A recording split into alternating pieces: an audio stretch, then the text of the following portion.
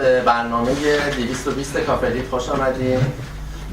برنامه این هفته ما یک برنامه ویژه هست در مورد به بهانه زادروز احمد شاملو دوستان تهیه کردن. این برنامه قرار بود 15 دسامبر انجام بشه، ولی چون دوستمون آقای شاهرخ مشکین قلم در این روز یک برنامه اجرایی دارن در پاریس به نام عارفنامه که فلایرش هم اونجا هست، از همه دوستانم تشویق میکنم در این برنامه شرکت بکنن. شاهرخ 2 سال پیش هم در برنامه‌ای که در مورد شاملو بود همراه ما بود که متاسفانه امسال هم دوست داشت شرکت کنه که متاسفانه در فرانسه نیست، هنوز نرسیده.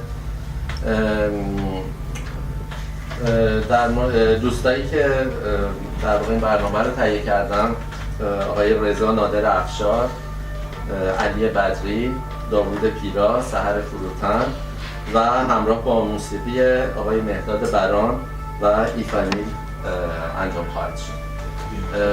این برنامه این هفتمون همونطور گفتم برنامه ویژه‌ای هست، بحث و گفتگوی خاصی نیست، یه مقدار اجرای اشعار شاملو خواهد بود و با یک سری توضیحاتی که دوستان خواهند داد. بیش از اینا وقتتون رو بدونم.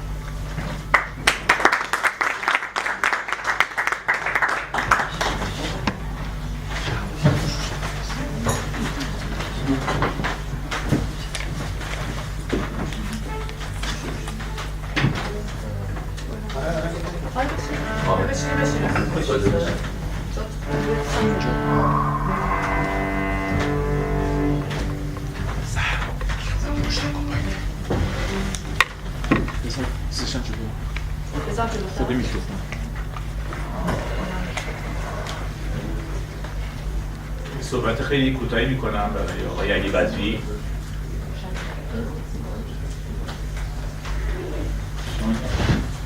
قرار بود یه برنامه داشتیم برای رونمایی فیلم تازه‌ای که ایشون ساختن. البته به فرانسه صحبت خواهم کرد، اونایی که منو میشناسن میدونن که صحبتی جدی که بخوام بکنم باید به فرانسه باشه، برای من راحت‌تره. Bonsoir, chers amis, chers compatriotes. Je voulais juste parler entre 3 et 5 minutes du dernier film de Ali Badri qu'on devait présenter au Café Elite. Plusieurs fois, donc il a été décalé, il a été annulé, et Ali Badri, finalement, il m'a dit que son film, il filme Télès Mchoder. Il a dit que, en français, on lui a jeté un sort, parce qu'à chaque fois, on essaie d'organiser quelque chose, ça ne marche pas. Il m'a demandé si je pouvais parler au moins entre 3 et 5 minutes, et qu'on organiserait quelque chose en 2018. Voilà. Alors, le dernier film, pour ceux qui connaissent, donc le travail de réalisateur de Ali Badri s'appelle Didor, le sous-titre, un document donc, de Ali Badri, enfant des rues d'Iran. Alors, cette année, il y a aussi une autre actualité, c'est le 30e anniversaire de la création de l'atelier Soedi, donc l'atelier de théâtre de Ali Badri. Donc il a produit, tu as produit combien de pièces? De pièces ou de films? Non, de pièces d'abord, je parlais de Soedi. Une cinquantaine de pièces de théâtre, donc qui est créé par le théâtre Soedi, et combien de films? 10. Une dizaine de films. Donc le dernier, donc il est monté à l'écran cette année, il y a 2 ou 3 mois à peu près, et j'ai pu assister donc dans la ville de Caen à une avant-première. Et donc juste quelques mots sur l'histoire de ce film. Ali Badri s'était rendu en Afghanistan avec le photographe Reza Devati. Et donc pendant ce voyage, il avait découvert donc la vie des enfants afghans dans les rues, abandonnés à eux-mêmes. Il avait été très touché de constater que ces enfants vivaient vraiment comme des vagabonds. Après quelques temps, il est allé en Iran voir sa famille, sa ville natale à Arvoz. Il a vu la même chose. Il a vu qu'en Iran, c'est pareil, les enfants sont dans la rue, ils sont des enfants errants. Et il s'est dit, il faut absolument que je fasse quelque chose, que je fasse un film et que je puisse communiquer avec ces enfants et leur transmettre quelque chose. Et ce quelque chose, ce sont les récits, les contes, des poèmes, pour que ces enfants ils aient au moins un bagage. Et il a suivi en cela donc sa ligne de conduite était inspirée par ce fameux vers de Sadi de Shiraz qui dit Bormej, Demakta, Varat, Teflegoli Sporo. En français, donc j'ai traduit, par la tendresse, les pas de l'enfant fugueur s'en retournent vers son école. Et il s'est dit, il faut que je fasse quelque chose, que je prenne du temps pour leur raconter des histoires, leur raconter des contes pour qu'ils aient un peu un autre système de valeurs. Alors il a commencé par prendre contact avec ses enfants, et la première fois, sa première rencontre, c'était au cimetière. Il est allé se recueillir sur la tombe de son père, et c'est là qu'il a vu que ses enfants, pour quelques pièces, lavaient les pierres tombales. Et donc il s'est organisé pour réaliser ce film. Le premier travail a consisté à aller voir dans un foyer d'accueil, Palvaleshkor, et il a constaté par la suite que ses enfants, certains étaient en danger, certains étaient brutalisés par leurs parents quand ils ne ramenaient pas de l'argent, dont le père était en prison. Et puis il se heurtait aussi à la défiance, à des propos de la famille, ses proches, ses amis qui disaient « Mais tu es docteur en psychologie, qu'est-ce que tu vas faire, filmer ces enfants dans la rue ?» C'est quelque chose qu'on ne comprenait pas. Et la prise de contact avec ses enfants n'était pas facile non plus, parce que eux, ce à quoi ils s'intéressaient, c'était le foot. Et donc c'était un parcours assez difficile, et par exemple il attendait qu'ils aient fini de regarder le match de foot pour leur demander « Est-ce que vous voulez que je vous raconte des histoires ?» Il y a notamment cette histoire qu'il a gardée depuis qu'il était enfant, qui était Rouba le renard, donc dans Stanley Rouba. Il a commencé par leur raconter cette histoire pour susciter d'autres intérêts chez eux. Et alors c'était pas simple du tout, et au fur et à mesure ils ont commencé à s'intéresser, à jouer le jeu, à accepter d'être filmés. Alors c'est un film qui est absolument magnifique, j'espère qu'on pourra le présenter en 2018. Et donc alors j'ai posé la question à Ali, je lui ai dit mais après tous ces efforts, est-ce que tu penses que tu as obtenu un résultat? Est-ce que tu penses que tu as touché ces enfants? Est-ce que tu penses que tu leur as apporté quelque chose, qu'ils ont appris quelque chose? Et il m'a dit, je ne sais pas, mais je fais comme la légende du colibri, donc c'est une légende amérindienne. C'est l'histoire d'un incendie dans une forêt, et un oiseau, donc le colibri, un petit oiseau, est venu dans son bec apporter donc un peu d'eau qu'il a versé sur le feu. Et puis tous les autres animaux ont commencé à éclater de rire, à le ridiculiser en disant « Mais à quoi ça sert ce que tu as fait ?» Il leur a répondu « J'ai fait ma part. J'ai apporté ma part. » Et donc Ali m'a dit, voilà, donc par rapport à ses enfants, vis-à-vis d'eux, pour l'aspect culturel, pour que pour eux, la logique ne soit pas que la logique de la violence, qu'ils ne s'expriment pas qu'avec leurs poings, qu'ils puissent s'exprimer avec des mots. Et je leur ai apporté des mots, je leur ai apporté une culture, un minimum de culture populaire, pour qu'ils puissent avoir au moins ce patrimoine. Et il pense qu'il a pu lire dans ses yeux une part de rêve qu'il aurait pu obtenir grâce à la transmission de ce patrimoine très ancien. Voilà. Donc j'espère qu'on aura l'occasion de faire le programme en entier, et puis je vais céder la parole à Ali qui va s'occuper de l'animation. Merci. Merci.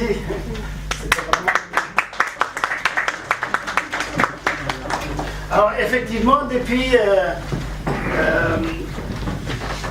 le mois de mai, j'essaye de programmer quelque chose autour de ce film Vidar, parce que j'aime Cafelit par ce travail sérieux, ces jeunes qui essayent d'inviter des artistes. Voilà, alors c'est moi qui avais fait la demande, mais à ce moment-là, ça tombe qu'il y a un de mes films qui a eu un prix en Finlande, je suis parti et j'ai pas pu. Après on a pris 2 dates, le 8 et le 15. Le 8 c'était Reza, à qui j'ai consacré un film qui s'appelle Parvaz, l'envol de Reza. Et puis le 15, c'est Sharoch qui vient. Alors Sharoch, avec qui aussi que j'ai fait une pièce, il y avait la chorégraphie de danse, et puis le chant, la musique. Voilà, je pense que la majorité c'est persan, je vais parler en persan. به هر حال اینجوری بود دیگه، ما شدیم آخرش علی موند و حوزش، این جریان ما شد. و هیچ بی ربط هم نیست در رابطه با شاملو که تمام حرفهای کوچه رو جمع‌آوری کرده و در میدونی در کتابی به نام کوچه اینا رو جمع‌آوری کرده. هر چیزی که مثلا خود شاملو برگشت به من گفت این جمله‌ای که ما میگیم این مسئله چقدر برای من آب میخوره توی این کتاب توضیح داده. در حالا جریان امشب ما اینه که من قرار شد که هنرمندان عزیز رو معرفی کنم که برنامه شاعر عزیزمون احمد شاملو با عنوان شعری که زندگی است. همونطوری که خودش گفته، چون امشب برنامه ما فارسی و فرانسه است، به هر حال بر طبق این من تنظیم کردم. خود شاملو میگه Mes œuvres portent en elles ma biographie. Je suis convaincu que la poésie n'est pas le produit de la vie, mais plutôt la vie elle-même. اول از هنرمنده مهمانمون شروع میکنیم، آقای ایفانیل. رضا جان میتونی معرفیش بکنیم؟ Alors Ifanil, c'est un membre, c'était pendant longtemps un membre régulier du Café Khayyam. Si vous êtes allé au Café Khayyam, vous l'avez sûrement vu. Il est français, il est d'origine malgache. Alors son nom de famille, je vais essayer de le prononcer, c'est Rakoto Siroa. Rakoto Siroa. Celui qui arrive à le prononcer, il a une consommation gratuite au bar en bar. Voilà, donc on l'appelle Ifanil et c'est un grand connaisseur de la musique iranienne. Et il a fait, alors il m'a expliqué une fois qu'il a essayé différents modes de musique orientale, Moyen-Orient, Proche-Orient, Maghreb, et il a trouvé que la musique iranienne c'était la plus complète parce qu'il a une formation très classique de guitariste et qu'il pouvait avec donc cet instrument très complet qu'est la guitare aller le plus loin possible à travers donc la musique iranienne. Et on a fait connaissance au Café Elite, et alors c'est drôle de coïncidence parce que le premier travail qu'on a fait ensemble c'était sur un poème de Ahmad Shamlou, le poème que j'ai écrit, la légende de Ahmad Shamlou. Voilà. Et donc tout à l'heure vous allez le voir à l'œuvre, c'est vraiment un virtuose de la guitare employé à la musique persane. رضا افشارنادری، شاعر، مترجم. آشنایی ما با ترجمه ایرج میرزا شروع شد، یه ترجمه خارق‌العاده. داوود پیرا که با هر دیدارمون در برنامه‌های هنری مختلف شعرهای شاملو و حافظ رو با هم از حفظ میخوندیم و این شور و شوقی که در داوود جان بود به ما انتقال میداد و خودش هم که میدونید قهرمان شطرنج هم هست و وقتی که من من شهر کان زندگی میکنم باش تلفنی صحبت کردم برای برنامه ما، دیدم چقدر قشنگ همینجور تلفنی مثل مهره‌های شطرنج تمام برنامه رو چید. بعد خانم سحر فروتن، نقاش هنرمند، چون خانم فروتن رو نمیشناختم رفتم روی سایتش، یه بیوگرافی خیلی ساده که از ته دل برمیاد و بر دل میشینه. به هر حال خیلی خیلی من به همه توصیه میکنم این بیوگرافیشو بخونید چون خیلی زیباست و چند کلمه شو فقط من چند جمله شو. La peinture était pour moi une escapade vers la beauté et la couleur, une fenêtre furtive vers le monde bariolé des rêves. میدونید که ایشون هم تحصیلاتشو در رشته انفورماتیک microélectronique jusqu'à doctorat. Mais elle finit pour dire je souhaite passer le reste de ma vie dans le monde de l'art et de la création. بعدش مهداد بران موسیقیدان عزیز که افتخار دادن با موسیقیشون یه رنگی به برنامه ما بدن. به هر حال همه شما میشناسید، من شخصا خاطره من برمیگرده به دوران نوجوانیم که با آهنگ سر اومد زمستون شروع شد تا حالا که برنامه‌های متنوع متعدد هنری رو روی صحنه برده. به هر حال ما جمعی از دوستداران شاملو تصمیم گرفتیم که این علاقه و عشقمون رو که با شعرها و دنیای هنری احمد شاملو داریم رو با شما امشب قسمت کنیم و هیچ ادعایی هم نداریم که متخصص اشعارش باشیم، فقط عاشقیم. حالا صحبت رو میدم به داوود جان.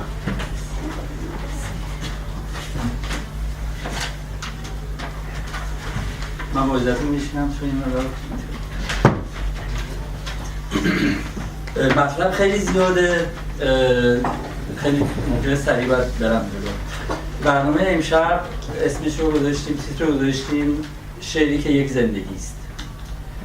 سعی کردیم که برنامه یه مقدار متفاوت باشه با سالهای پیش، یه مقدار بیشتر به شعر شاملو نزدیک بشیم.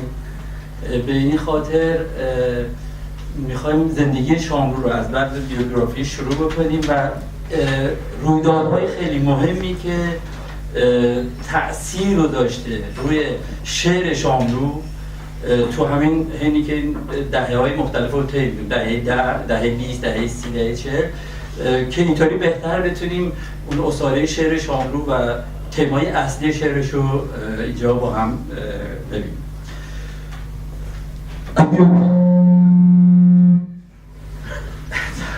بیوگرافی شروع میکنم. شاملو از سال 1304 در تهران متولد شد. چون پدرش ارتشی بود همش دائم در مسافرت بودن. تحصیلات دبستان و با دبیرستان تو شهرهای مختلف. بعد خیلی سریع در سن 18 سالگی وارد جامعه شد. اولین تجربهش زندان رشت. به خاطر اینکه یه مقدار درباره تاریخ سالهای 20 میگم، همونطور که میدونید سالهای 20 ایران اشغال شده به وسیله متفقین. مسائلی که به وجود اومده بود، انتخابی که رضا شاه کرده بود، بعد اشغال کرده بودن ایران رو، همون که میدونید. و یه گروهی از روشنفکران، یه گروهیشون و یه سری ناسیونالیستا طبیعتاً ضد روسا و با انگلیسا یه جریانی به نام کبود درست کردن. بعد شاملو هم جوون 18 ساله، پدرش هم که ارتشی بود، تو این جریان افتاد و توی تظاهراتی در رشت به دست متفقین افتاد زندان. البته تو اونجا بعداً میگه که تو زندان وقتی که با افکار این مثلا طرفدارای این جناح آشنا شده بود، خیلی سریع ازشون یعنی فهمید که راهش اصلا به افکارش نمیخوره. ولی ما بعد بیایم سال اواسط دهه 20 1325 آشنایی شاملو با نیما. بذارید از زبان خود شاملو این آشنایی رو ببینیم چه جوری بوده. نشانیشو پیدا کردم و رفتم در خونش. در زدم، دیدم مردی با همون قیافه‌ای که رسام ارجنگی کشیده بود اومد دم در. بهش گفتم استاد، اسم من احمد شاملوه، شما را دوست دارم و اومدم به شاگردیتون. اونم سریع فهمید کلک نمیزنم. در من صمیمیتی یافته بود که اونو کاملا درک میکرد. دیگه خلاصه غالبا کار ما این شده بود. من مزاحم این مرد بودم و بدون اینکه فکر کنم دارم وقتش رو تلف میکنم. تقریبا هر روز پیش اون بودم. و یه روز یه نامه برام نوشت، سال 1330، درست یادمه، 14 خرداد بود. عزیز من، این چند کلمه را برای این می نویسم که این یک جلد افسانه از من در پیش شما یادگاری باشه. شما واردترین کس به کار من و روحیه من هستید. حالا سررشته رو میدم دست داوود جان. بله، آشنایی با نیما یکی از بزرگترین تأثیرات رو شاملو گذاشت، نه فقط از نظر سبک شعری، شعر نیمایی که نیما ابداع کنندش بود، خصوصا در رابطه با افکار شاملو. در واقع میشه گفت پایه‌های ستون شعری شاملو با آشناییش با نیما بوده. این آرمانگرایی، انسانگراییش، یعنی ستون اصلی شعر شاملو عشق، آزادی و عدالت اجتماعی. بعد از درست همون جریان 2 سال بعد از این جریان همون زندان رشت و افکار نیما شوونیستی، ببینید چه تأثیری نیما اینجا روی شاملو میذاره که شاملو دیگه برای همیشه یعنی این از این افکار جدا نمیشه، افکار انسانگراییش. در اون شرایط سالهای 20 اواسط سالهای 20 یه شرایط استثنایی تو ایران به وجود اومده بود. شرایط سیاسی خیلی متزلزل، دولت‌ها می‌آمدن استعفا می‌دادن می‌رفتن، ولی از نظر آزادی‌های اجتماعی و سیاسی شاید استثنائی‌ترین دوره تاریخ ایران باشه.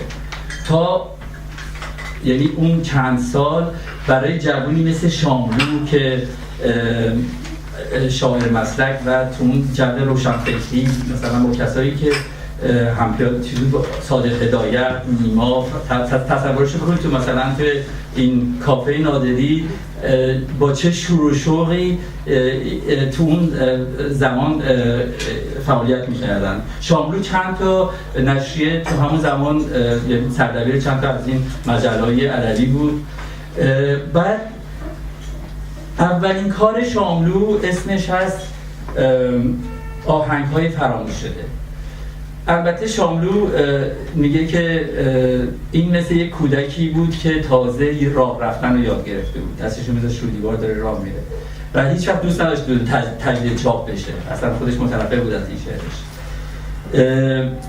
تو اون شرایط شور و شوق شاملو دومین اتفاق بزرگ برای شاملو آشناییش با ادبیات شعری جهان، ادبیات به طور کلی، که این با طریق فریدون رهنما که خودش خیلی تسلط خوبی داشت به شعر اروپایی و یک کتابخونه خیلی ارزنده‌ای داشت که در اختیار شاملو گذاشت. و شاملو که یه چیز حیرت انگیزیه که کسی که اصلا تحصیلات عالی نداشته، یعنی شما تصورش بکنید یه همچین جوونی 22 ساله اومده رفته نیما قبولش کرده، بعد با مثلا قولای اون زمان صادق هدایت یا مثلا دیگر روشنفکرها، یعنی باید چقدر کار کرده باشه. من خوب خودم فکر می‌کردم که یه همچین کسی که زبان فرانسه رو بلد نبود، یعنی تو همون پریود بعد زبان فرانسه رو یاد می‌گرفت، بعدها دیدیم چه ترجمه‌هایی کرده، حالا بعداً دوستان دربارش صحبت خواهند کرد. پس دومین اتفاق بزرگی برای شاملو افتاده برای خصوصا با شعر سپید فرانسوی آشنا شد از طریق مطالعه شعرهایی مثل آراگون و ژاک پرور و مایاکوفسکی، دیگران، ریلکه. و این شعر سپید رو شاملو خودش، یعنی این شعر رو میگیره و این شعر رو متحول میکنه با آهنگین کردن کلمات و اینجا شعر سبک شعر شاملویی رو وجود میاره. البته در شعرهای بعدیش ما می‌بینیم که خیلی پخته‌تر و خیلی دیگه استادانه این کارو میکنه. پس ما میتونیم بگیم شعر شاملویی در واقع شعر سپیدیه که شاملو تونسته متحولش بکنه. دهه 20 به این صورت تمام میشه، وارد دهه 30 میشه. در دهه 30 اولین کار جدیش، البته یک کاری شاملو داده به نام شعر سپید ارغنون که اسمش رو گذاشت بر قطعنامه. در اونجا 4 تا شعر هست. شعر اولش گلهای پیراهن سرخ که نیما این شعر رو ازش خیلی تمجید کرده و میگه خوبه اینجا تو به مردم نزدیک شدی و میبینیم اون به اصطلاح رد پای نیما از نظر طرز تفکر انسانگرایش، انسان دوستیش.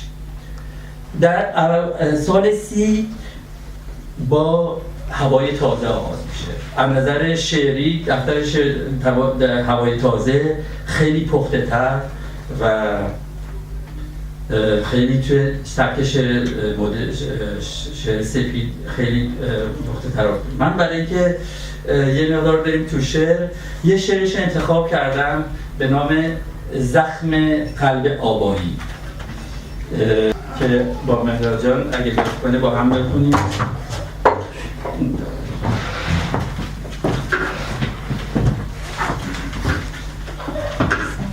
این شعر یه توضیح بدم درباره این شعر. این شعر برای اتفاق توی ترکمن صحرا اتفاق میفته. یعنی شاملو یه زمانی اونجا بوده، تراکتور کار میکرده، با مردم ترکمن صحرا توی آلاچیقاشون باشون زندگی کرده یه مدت خیلی کوتاهی. و داستان شعر به این صورته که یک معلمی بوده به نام آمانجان که در یک تظاهراتی کشته شده، گلوله خورده کشته شده و در واقع اسم شعر هست زخم قلب آمانجان. لذت من کاملا بداهه میزنم، این چیز قبلا آماده شده نیستش، همینجا الان دقیقا از خودم در میارم.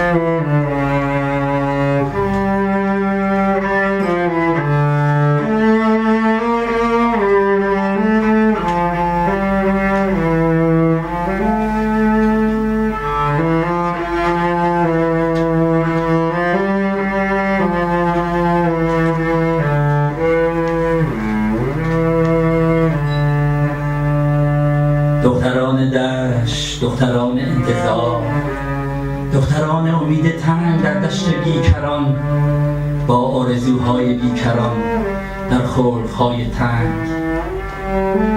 دختران امید آلاچیق نو در آلاچیق‌هایی که 100 سال از دل جامعتان اگر بشکوفید، باد دیوانه یال بلند است و تمنا را آشفته کرد خواهد. دختران رود گلالود، دختران 1000 ستون شعله به طاق بلند دود، دختران عشق‌های دور، روز سکوت کار، شب‌های خستگی، دختران روز بی خستگی دویدن، شب سرشکستگی. در باغ راز خلوت مرد کدام عشق، در رقص راهبانه شکرانه کدام آتش صدای کام، بازبان فواره‌ایتان را خواهید برفراشت.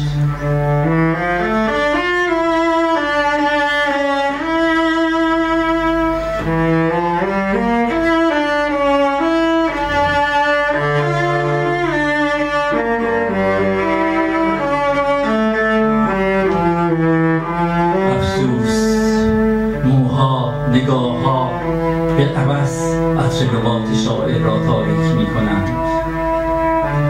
دختران رفت آمد در دشت مه‌زده، دختران شبنم افتادگی رمه، از زخم قلب آبایی در سینه کدام شما خون چکیده است؟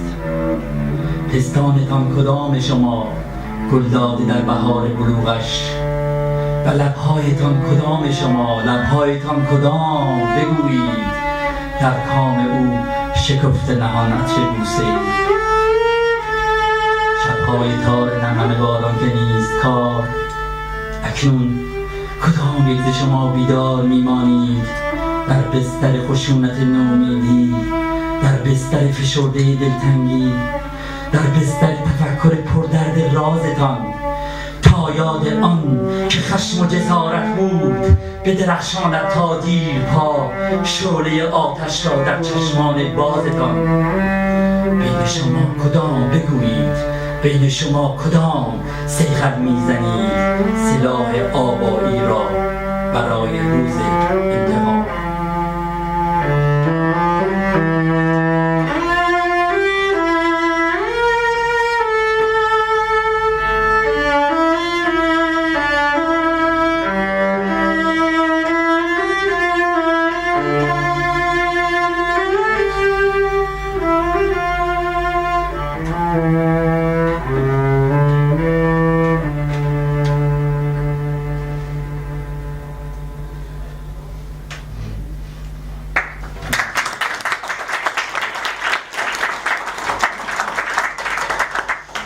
بله، ما میرسیم به کودتای 28 مرداد 1332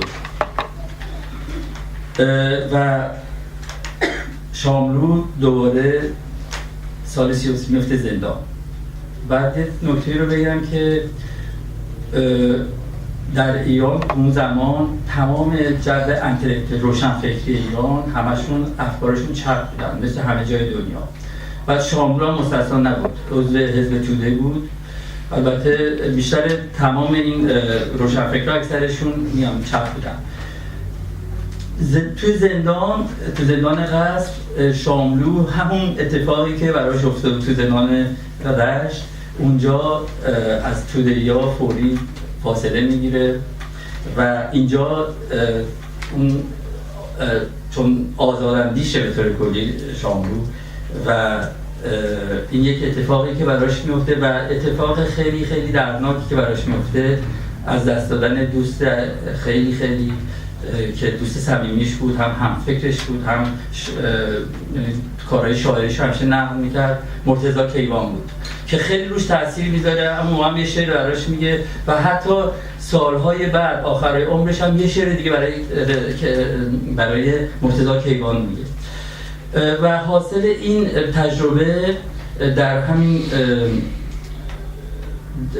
هوای تازه شعر مرگ نازلیه. مرگ نازلی در واقع مرگ وارتان سالاخانیان که یکی از مبارزین اون دوره است که هم موقعی که شاملو در زندان بود همشون می‌بردن شکنجه و بالاخره زیر شکنجه جونش از دست میده و مرگ نازلی شعریه که برای بعداً اسمش در واقع اون موقع به اسم نازلی این منتشر کرد و به اسم نازلی گذاشت بمونه به خاطر این تأمین بده به درمان برای تمام مبارزینی که زیر شکنجه جونشون رو از دست میدن. حالا شعر مرگ نازلی رو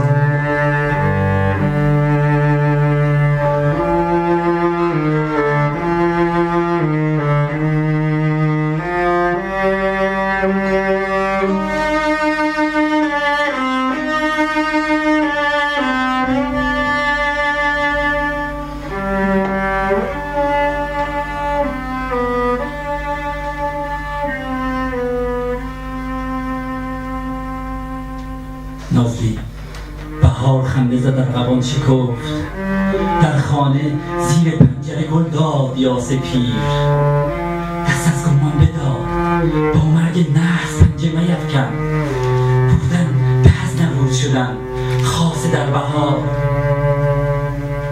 نازلی نازلی سخن نگفت، سرافراز دندان خش بر جگر خسته بست و رفت.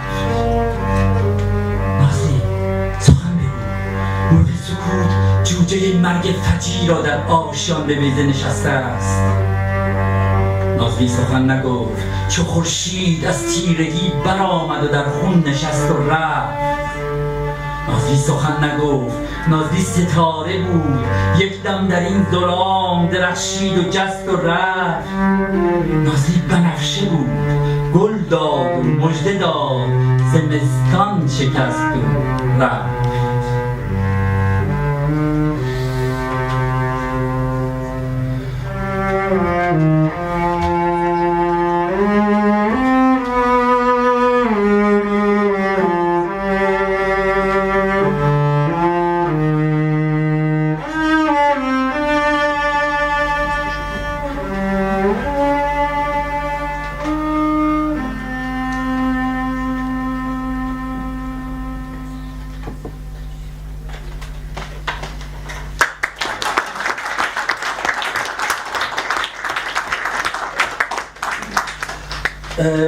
دهه 30 دفتر باغ آینه از شاملو در میاد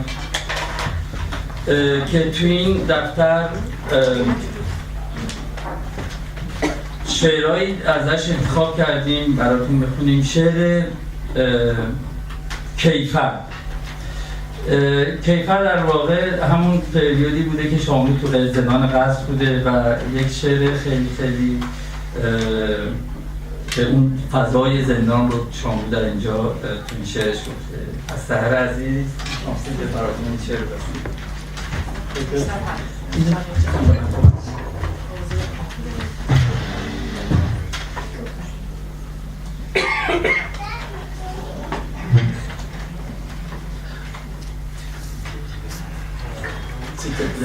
باشه به oui, parce que c'est vrai que j'étais dans mon... Si tu veux t'asseoir ici, c'est... Merci. Bon,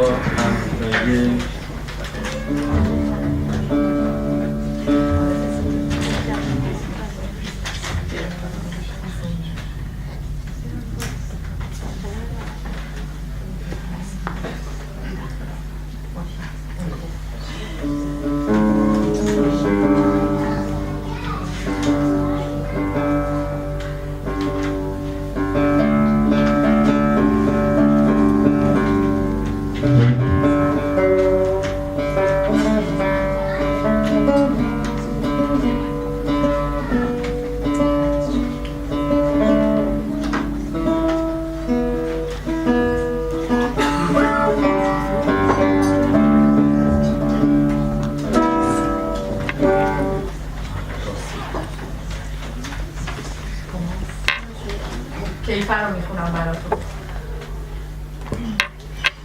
در اینجا 4 زندان است، به هر زندان 2 چندان نقل، در هر نقل چندین حجره، در هر حجره چندین مرد در زنجیر.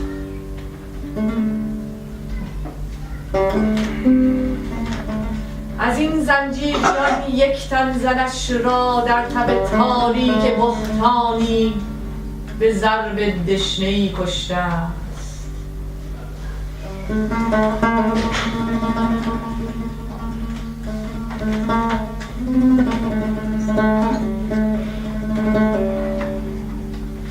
از این مردان یکی در ظهر تابستان سوزان نان فرزندان خود را بر سر برزن به خون نان فروش سخت دندان گرد آغشته است.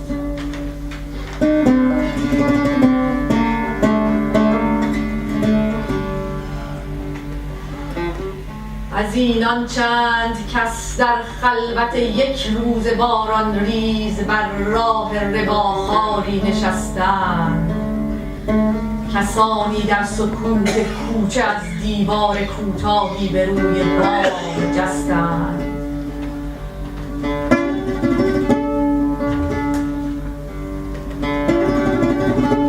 کسانی نیمه شب در گورها های تازه دندان طلای مردگان را می شکستند.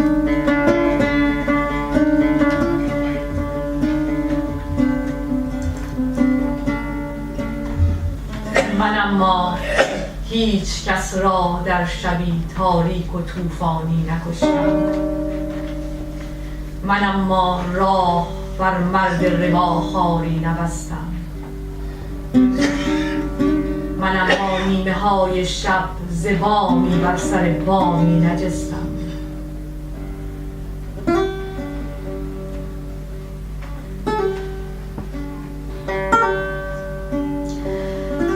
در اینجا 4 زندان است، به هر زندان 2 چندان نقب، در هر نقب چندین حجره، در هر حجره چندین مرد در زنجیر.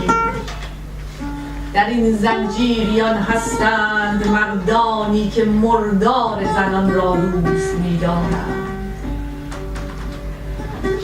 در این زنجیریان هستند مردانی که در رویاشان هر شب زنی در وحشت مرگ از جگر برمی‌کشد فریاد.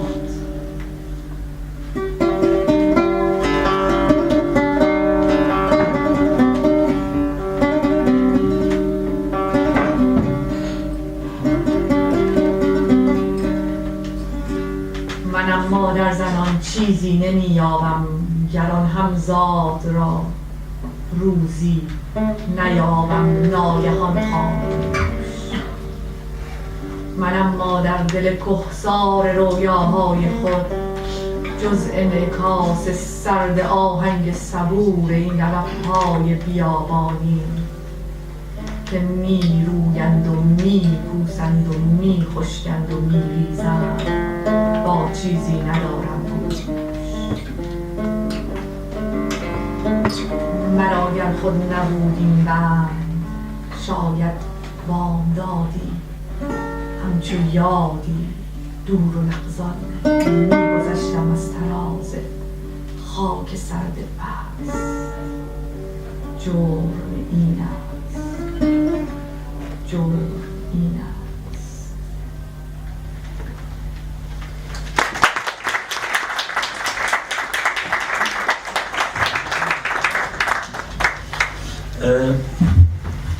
شعری از همون دفترچه باغ آینه به نام ماهی.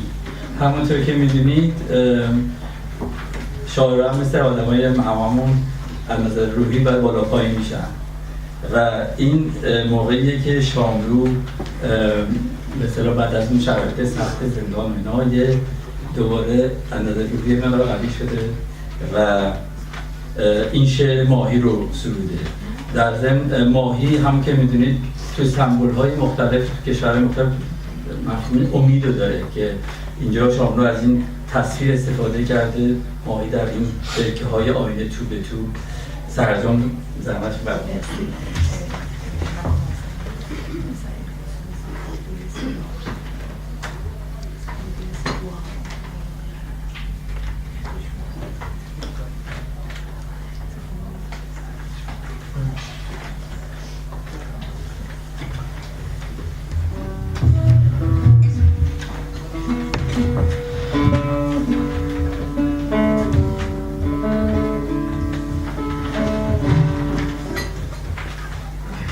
من فکر می کنم هرگز نبود قلب من این گونه گرم و سرخ. احساس می کنم در بدترین دقایق این شام مرگزار چندین هزار چشمه خورشید در دلم می جوشد از یقین.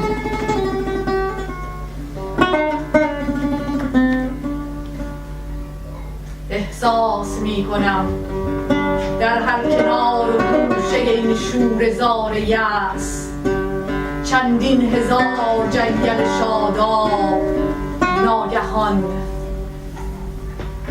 می روید از زمین.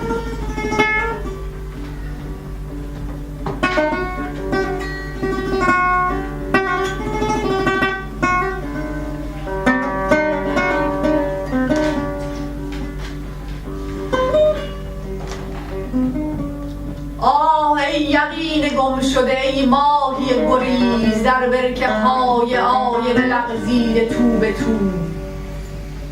من آبگیر صافیم اینک به سحر عشق از برکه های آینه راهی به من بجو.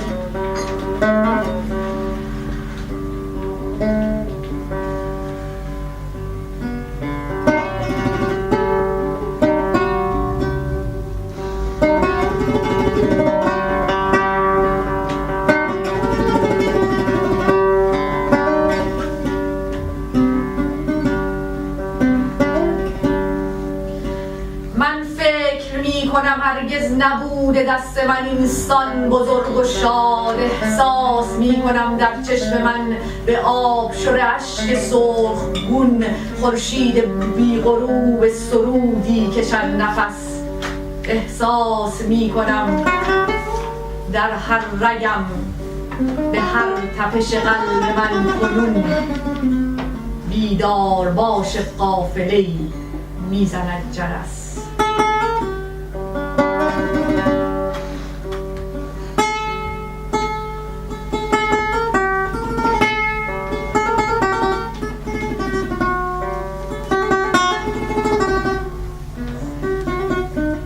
آمد شبی برهنه‌ام از در چو روح آب در سینه‌اش دو ماهی و در دستش آینه. گیسوی خیس او خزه بود چون خزه به هم. من بانگ برکشیدم از آستان یأس. آه یقین یافته بازت نمی‌دهم.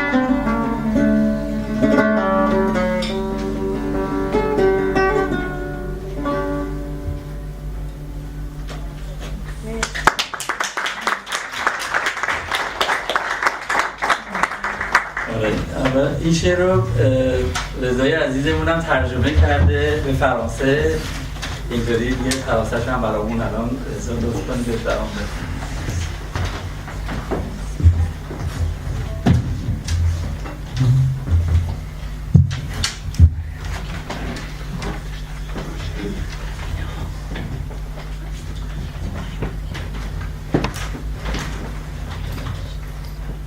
Moi je pense que mon cœur jamais n'a été si rouge ni si ardent. Je sens aux pires instants de cette nuit accoucheuse de trépas que bouillonnent de certitude en mon âme des sources de soleil par milliers. Je sens que subitement, en chaque coin et recoin de ce désert salé de la désespérance germe de la terre de frais bosquets par milliers. Ô toi, certitude égarée, ô poisson de la déroute, dans les entrailles des vasques du miroir tu frissonnes. Je suis un bassin clair, à cette heure, à l'aube de l'amour. Depuis les vasques de miroir, cherche un chemin vers moi. Moi je pense que ma main jamais n'a été si large ni joyeuse. Je sens que dans mon œil, à la cascade d'une larme rougeoyante, respire le soleil d'un champ sans crépuscule. Je sens maintenant dans chacune de mes veines, à chaque pulsation de mon cœur, les grelots qui sonnent une levée de caravane.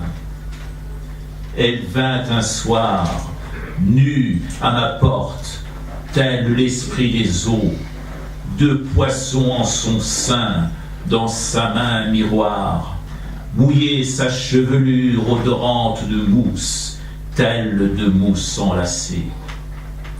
Je criais depuis le seuil du désespoir, ô certitude retrouvée, jamais plus je ne te laisserai. وضع مالی زیاد خوب نیست. خلاصه تو حیات یه دونه درختم بود، سرم بالا کردم، نگاهم افتاد تو نگاهش، همه چی تموم شده بود. شاملو اینجوری بیان میکنه آشنایش با آیدا. سالهای 40 سال 41 وارد سال دهه 40 میشیم.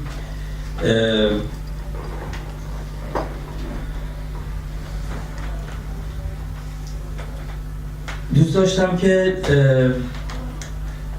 یکی از شعرهای عاشقانه‌اش رو براتون بخونم. بعد صحبت رو میدم به علیجان که نامه‌هایی که شاملو نامه‌هاش رو برای آیدا نوشته براتون بخونم. این شعرش رو خیلی عاشقانه است، شبانه‌های شاملو. Si tu veux jouer avec moi, ça serait bien. Merci.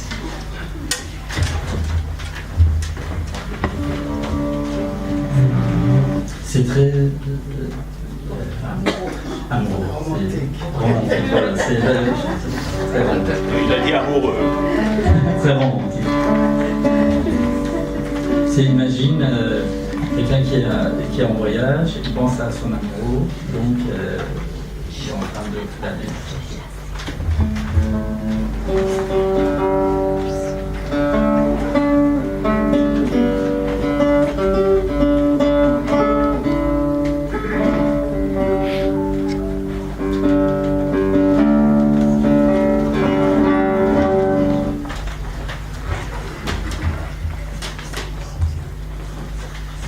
چه بیتابانه میخواهمت ای دوریت آزمون تلخ زنده بگوری، چه بیتابانه تو را طلب میکنم در پشت سمندی گویی نوزین که قرارش نیست و فاصله تجربه‌ای بیهوده است. بوی پیرهنت اینجا و اکنون، کوها در فاصله سردند، دست در کوچه و بستر حضور مأنوس تو را می جوید و به راه اندیشیدن یأس را رج می زند. بینت باد انگشتانت فقط و جهان از هر سلامی خالی است.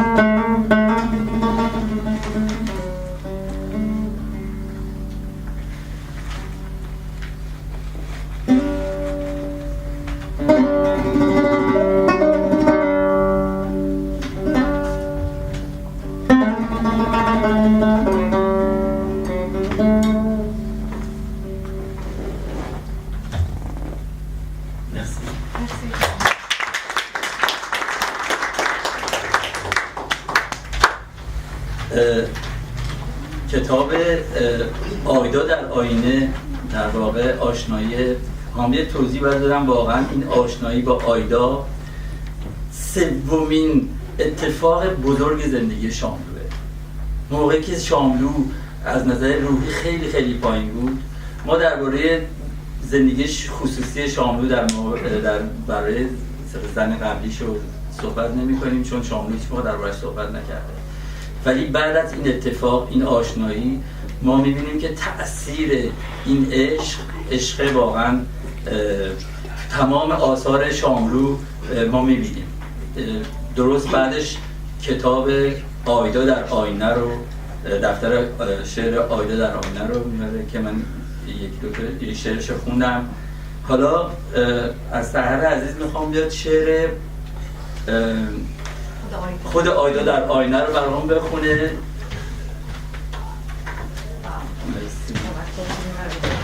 این باستم زیاد شد خیلی باید رو به میکروفون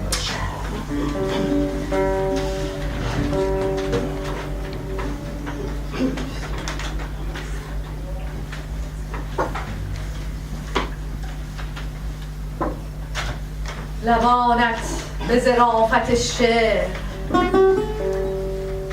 شهوانی ترین بوسه ها را به شرمی چنان مبدل می کند به جاندار غارشی از آن سود می جوید تا به صورت انسان و گونه هایت با دو شیار مورم که غرور تو را هدایت می کنند. سرنوشت مرا که شب را تحمل کرده ام بیان که به انتظار صبح مسلح بوده باشم و بکارتی سربلند را از روسپی خانه های دار و ستد سر به مهر باز آورده ام. هرگز کسی این گونه فجی به کشتن خود بر نخواست که من به زندگی نشستم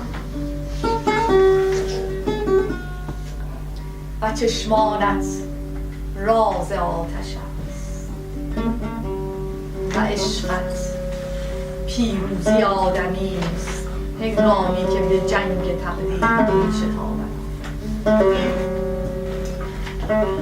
و آغوشت اندک جایی برای زیستن، اندک جایی برای مردن و گریز از شرم که با هزار انگشت به وقاحت پاکی آسمان را متهم می‌کند.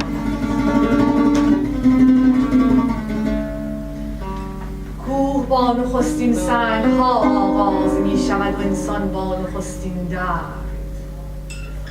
در من زندانی ستمگری بود که به آواز زنجیرش خونه می‌کرد. من با نخستین نگاه تو آغاز شد.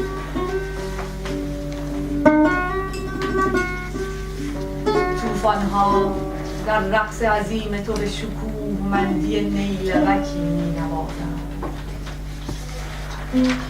و ترانه رگ‌هایت آفتاب همیشه را طالع می‌کند.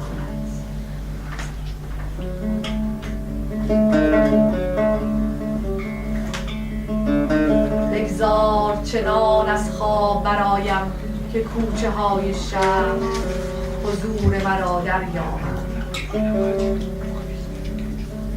دستانت آشتیست و دوستانی که یاری می‌دهند تا دشمنی از یاد برده شود.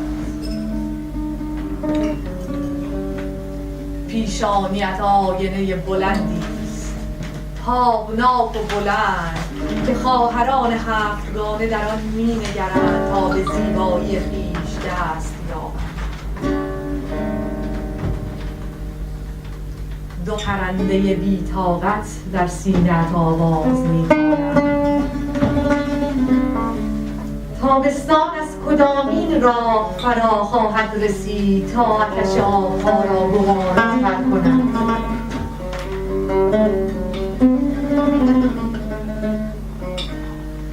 تا در آیینه پایدارایی عمری دراز در آن نگریستم. من برکه ها و دریاها را گریستم. ای پریوار در قالب آدمی که پیکرت جز در خلواره ناراستی نمی‌سوزد. حضورت بهشتیست که گریز از جهنم را توجیه می‌کند. دریایی که مرا در خود غرق می‌کند تا از همه گناهان روز شسته شوم.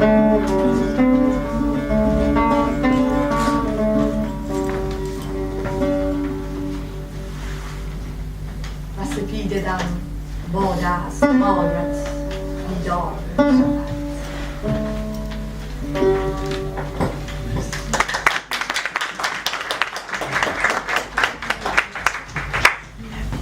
Tes yeux, secrets du feu. Ton amour triomphe de l'ombre quand il sera au combat du destin. Ta poitrine, petite place pour vivre, petite place pour mourir. Refuge de ceux qui fuient la ville impudente quand elle accuse de ses 1000 doigts la pureté du ciel. La montagne commence avec les premières roches. L'homme commence avec sa première souffrance. En moi, demeurait un prisonnier cruel qui ne s'habituait pas aux plaintes de ses chaînes. Je commence par ton premier regard. Chamblou commence par le premier regard de Aïda. Et c'est grâce à Aïda qu'on a aussi Chamblou. Sinon, il finissait comme Hedayat. Malheureusement, j'ai pas pu l'avoir, Aïda, au téléphone. Je l'ai appelé depuis hier pour lui annoncer qu'il y avait cette soirée et puis surtout lui dire combien sa place est importante. C'est grâce à elle qu'on a Chamblou. Alors il lui écrit cette lettre. آیدای خوب من روزگار درازی بود که شعر را گم کرده بودم. این روزها احساس می کنم که شعر دوباره در من جوانه می زند. به بهار می مانی که چون می آید درخت خشکیده شکوفه می کند. برای فردایمان چه رویاها در سر دارم. آن رنگین کمان دوردستی که خانه ماست و در آن شعر و موسیقی لبان یکدیگر را میبوسند و در وجود یکدیگر آب میشوند. از لذت این فردایی که انتظارش قلب مرا چون پرده نازکی میلرزاند در رویایی مداوم سیر میکنم. میدانم که در آن سوی یکی از فرداها هجلگاه موسیقی و شعر در انتظار ماست و من در انتظار آن روز درخشان آرام ندارم و هر دم میخواهم فریاد بکشم آیدای من شتاب کن شتاب کن که در پس این المپ سحرانگیز همه خدایان به انتظار ما هستند. معنی با تو بودن برای من به سلطنت رسیدن است. چقدر در کنار تو مغرورم. به من نگاه کن که چه تنها و خسته بودم و حالا به برکت قلب تو که در کنار قلب من میتپد چه شاد و چه نیرومندم. آیدای من تو معجزه‌ای. روزگار درازی شد که همه چیز از من گریخته بود، حتی شعر که من با آن در این سرزمین کوس خدایی می زدم. می پنداشتم که عشق هرگز دیگر به خانه من نخواهد آمد. می پنداشتم که شعر برای همیشه مرا ترک گفته است. می پنداشتم که شادی کبوتری است که دیگر به بام من نخواهد نشست.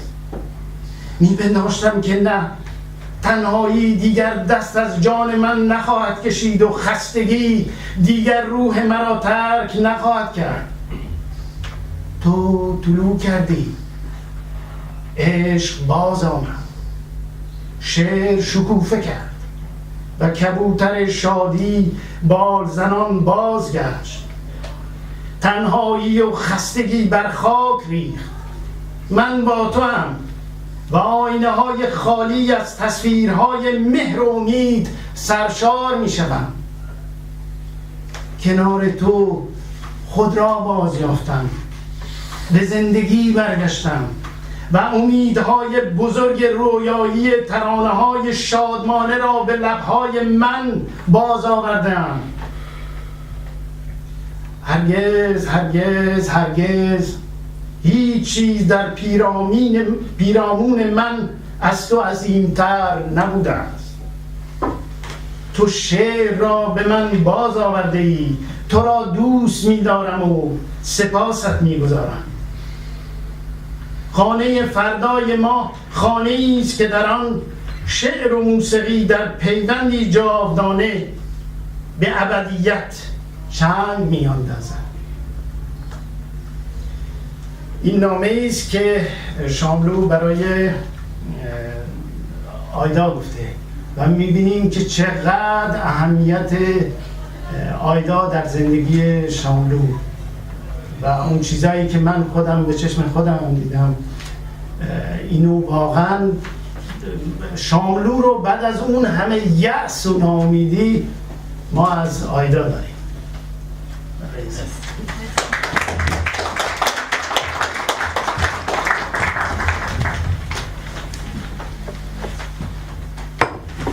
سفر حجمی در خط زمان. سفر حجمی در خشک زمان، حجمی با تصویری کامل. و چنین است، کسی میماند و کسی میمیرد. و به راستی فروغ و شاملو موندنی هستند. سال 45 تراژدی فروغ اتفاق میفته در تصادف جاده کن و شاملو در مرثیه خاک این در سوک فروغ این شعر رو میسرونه.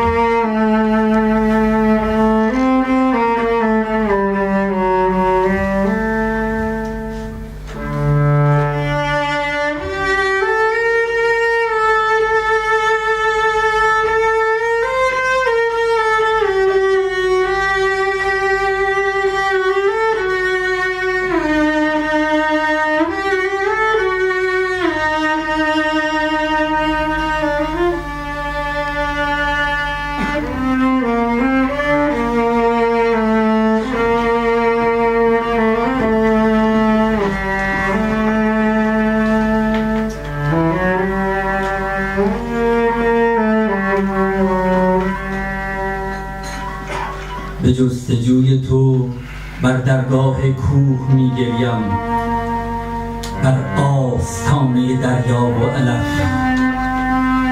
به جستجوی تو در میبر بادها میگریم، در چهار راه فصول، در چارچوب شکسته پنجره‌ای که آسمان ابرآلوده را خوابی کهنه میگیرد. به انتظار تصویر تو این دفتر خالی تا چند ورق خواهد خورد. جریان باد را پذیرفتن و عشق را که خواهر مرگ است. عجاب دانگی رازش را با تو در میان نهاد، پس به هیئت گنجی در آمدی. بایسته با آذنگیست گنجی از آن دست که تملک خاک و دیاران را بدین سان دلپذیر کرده است. نامت سپید دمیست که بر پیشانی آسمان می‌گذرد. متبرک باد نام تو و ما همچنان دوره می‌کنیم شب را، روز را، هنوز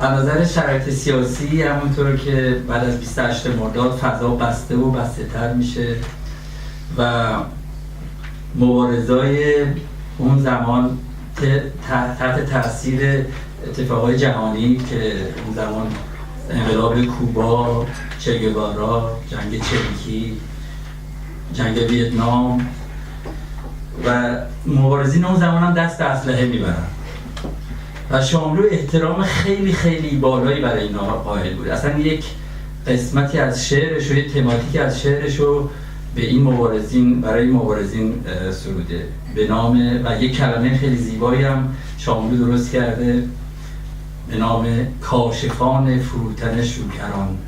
شوکران همون جام زهری که سهراب، اگه بگیم اولین شهید تاریخ، به خاطر اینکه از ایده‌هاش نخواست صرف نظر کنه نوشید و مرگ را پذیرا شد.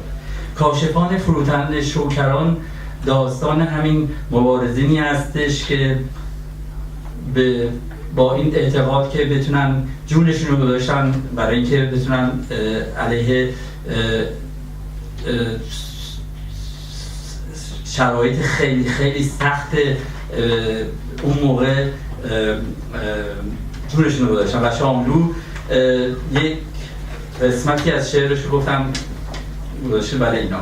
من این شعر دفتر ابراهیم در آتش، شعر خطابه تقدیم که برای در واقع چه گوارا خونده و یه جوری برای تمام این مبارزین، گفتم یک نمونه از این شعر شاملو هم بخونم چون براش خیلی مهم بود.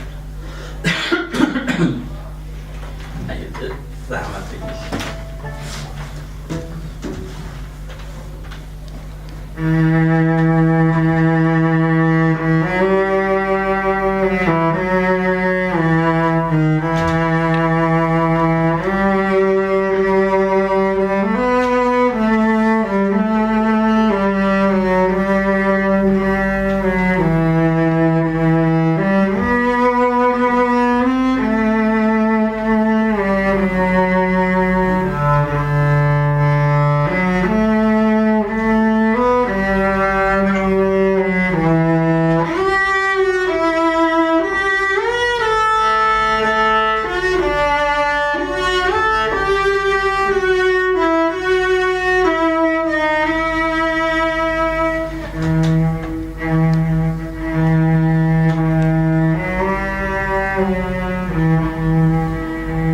غافلان همسازند، همساز سایه سانانند، محتاط در مرزهای آفتاب، در هیئت زندگان مردگانند. وینان دل به دریا افکنانند، زندگانی دوشادوش مرگ، پیشا پیش مرگ، هماره زنده از آن سپس که با مرگ، و همواره بدان نام که زیسته بودند که تباهی از درگاه بلند خاطرشان شرمسار و سرافکنده می‌گذرد. کاشفان چشمه، کاشفان فروتن شوکران، جویندگان شادی در مجری آتشفشان‌ها، شعبده بازان لبخند در شب کلاه درد، با جاپایی ژرف‌تر از شادی در گذرگاه پرندگان. در مقابلتون در می‌ایستند، خانه را روشن می‌کنند و می‌میرند.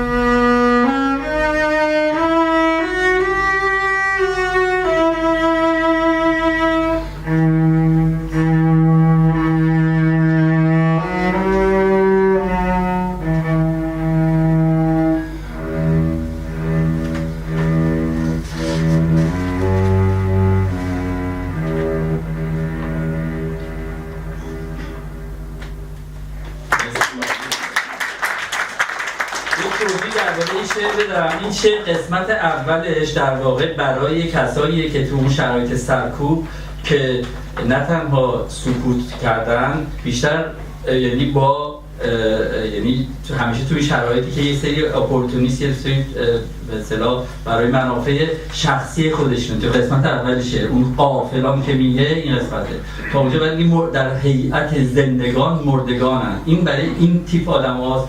بعد تو قسمت دومش وقتی میگه وینان دل به دریا افکنان، دل به دریا افکنان منظور همین مبارزین هستن که جونشون رو میذارن و در این راه. فقط این توضیح دادم چون دو قسمت داشت این شعر. مرسی. عالی دوره ما الان رسیدیم به دهه 50. یه شعر خیلی زیبایی توی همین دفترچه ابراهیم در آتش هست به نام سرمای درون. من اتفاقا همین داشتم نگاه میکردم، شاملو درباره این نوشته یه صحبتی کرده بود، گفتش که این عشق غمنامه یک عاشق نیست. در اینجا عشقی که در اینجا داشت صحبت میکنه درباره عشق به انسانیت و درباره این داره صحبت میکنه. حالا خواستم که و من خودم یه تعبیر دیگه داشتم قبل از اینکه اینو بخونم. من فکر میکردم یک تعبیر مدرن از عشق که الان سرجان برامون میخونه، بعدش که شما شنیدید یه مقدار من بیشتر اون ایده که قبلا داشتم نسبت به این شعر.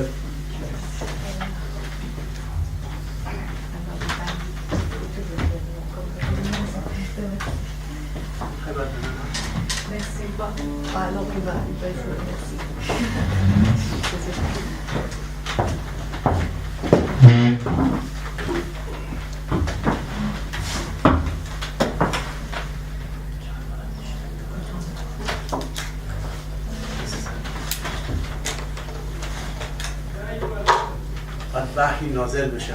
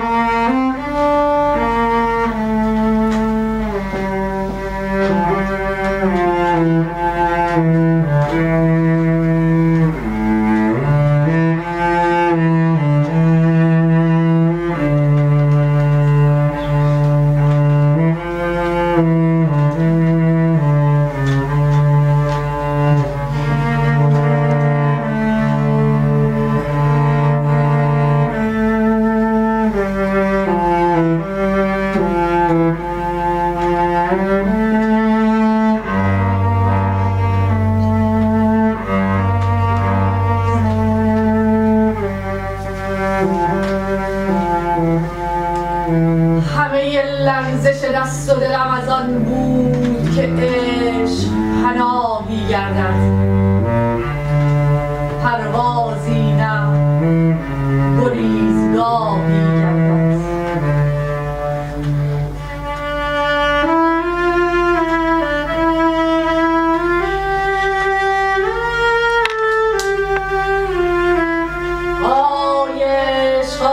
عشق چهره یابیت پیدا نیست،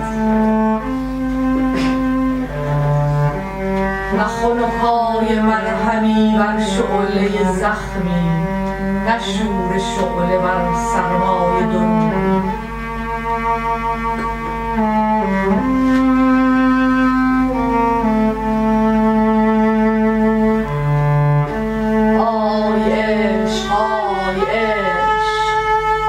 چهره سرخت پیدا نیست.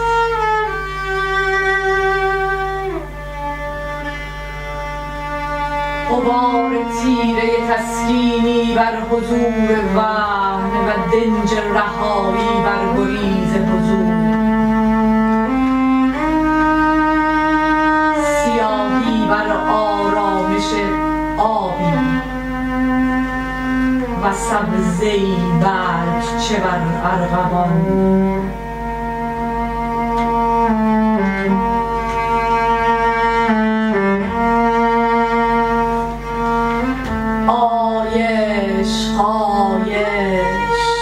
رنگ آشنایت پیدا نیست.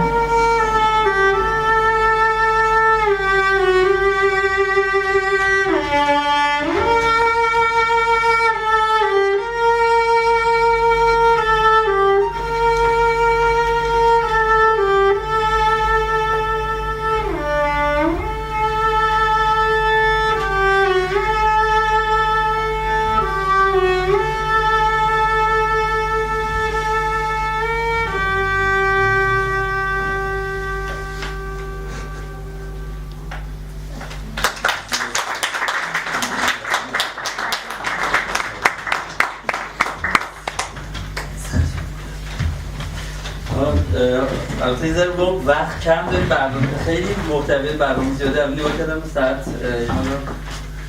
واسه دمانی من نمیدونم خیلی گرم برنامه ده. حالا این خیلی این تفسیری که خودم داشتم از اینا برای بچه‌ها که هر وقت خواستم بهتون میگم جوان خیلی کمه بعدم. در واقع نه، من تصورم این بود که شاملو یک تصویر جدیدی از عشق، یعنی اون انتظاری که از عشق داره اینه که میگه وقتی میگه که عشق یعنی تو باید عشق یه جوری باشه که به پرواز در بیاره آدم پناهی که عشق از نام عشق پناهی گردد پرواز در گریزگاه. همه یه لرزش دست و دلم از آن بود که عشق پناهی گردد پروازی نه گریزگاهی گردد. این منفی در منفی داره صحبت میکنه، یه ذره آدم دقت کنه. یعنی میگه من به عنوان عشق محافظه کاری رو قبول ندارم، در واقع اون میگه گریزگاه میشه محافظه کاری. عشقی که باید باشه تو رو به پرواز در بیاره، یعنی انتظارش از عشق اینه که بعد میگه چهره آبیت پیدا نیست. در قسمت دوم میگه و خنکای مرهمی بر شعله زخمی نه. نمیخوام که عشق فقط یه خودش مرهم کوچولی باشه یه زخم اینجوری، میخوام سرمای درون رو به اصطلاح گرم کنه. و میگه آی عشق چهره سرخت پیدا نیست، یعنی انتظاری که از عشق داره این اتفاقا باید بیفته. در قسمت سومش بیشتر یه ذره عرفانی به نظر من، بیشتر داره هارمونی رو تعادل اینا رو میگه و یه نوع تعادل هارمونی رو از عشق توقع داره که براش بیاره. رنگ آشنایت پیدا نیست. خب ما شاملو این کار خیلی کم ما شعراش رو خوندیم. ترجمه هاش شاملوه که از شعرهایی که از شاعرهای مختلف ترجمه کرده و یکی از ترجمه های زیباش از مارگرت پیگل که علی جان تشریف بیاری برامون رو بخونید.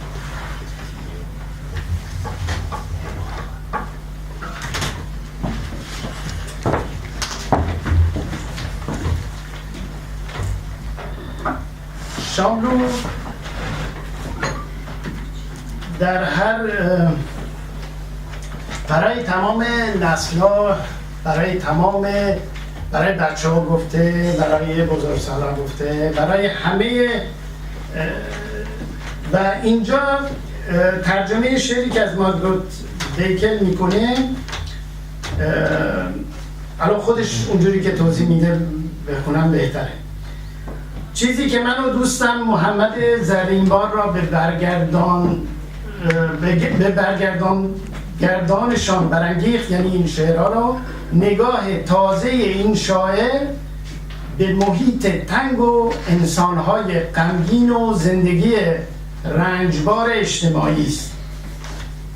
برداشت دیگرگونه‌ای از مسائل و آداب و عادتی که پاپیچ انسانها شده است و از آنجا که رهایی از چنگالشان به آسانی میسر نیست، کوشیده است با به دست دادن تفسیر تازه‌ای از مصداق‌ها تلخی و سنگینیشان را بکاهد. سادگی شگفت آور شعرها غالباً مانع آن بود که به صورتی قابل پذیرش به فارسی درآید. لاجرم گفتنی است که گاه فقط اندیشه‌ای از او منتقل شده است و گاه تنها تهرنگی از آن در قالب دیگر. و در حقیقت وقتی که شعراشو میخونیم، یعنی ترجمه هاشو میخونیم، من که سریع میفهمم که رنگ شاملو داره.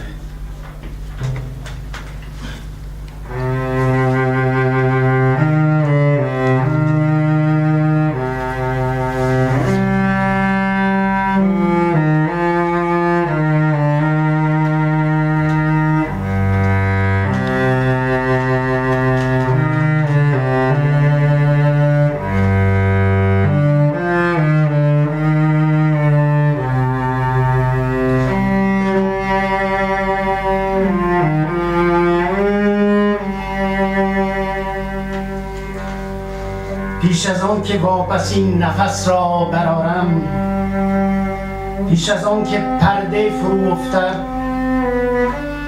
پیش از پژمردن آخرین گل، برانم که زندگی کنم،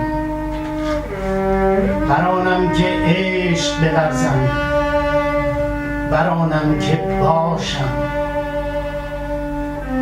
در این جهان ظلمانی، در این روزگار سرشار از فجایع، در این دنیای پر از کینه،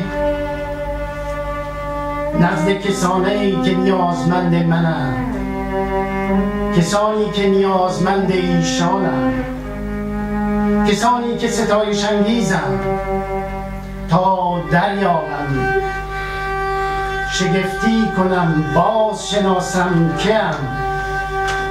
که میتوانم باشم، که میخواهم باشم، تا روزها بی ثمر نمانم، ساعتها جان یابم، لحظه ها گرانبار باشد.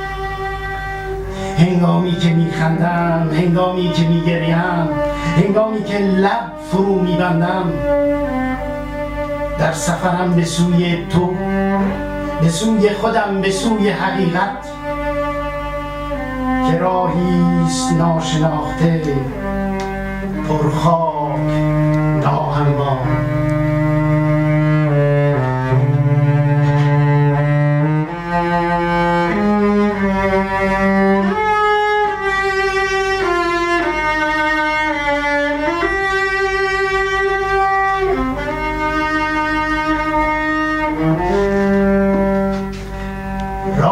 که باری در آن گام میگذارم، که در آن گام نهادم و سر بازگشت ندارم.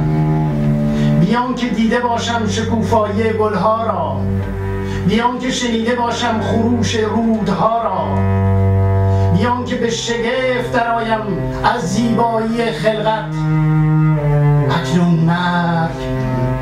اکنون مرگ میتواند فراز آید، اکنون میتوانم برافتم، اکنون میتوانم بگویم که زندگی کردم.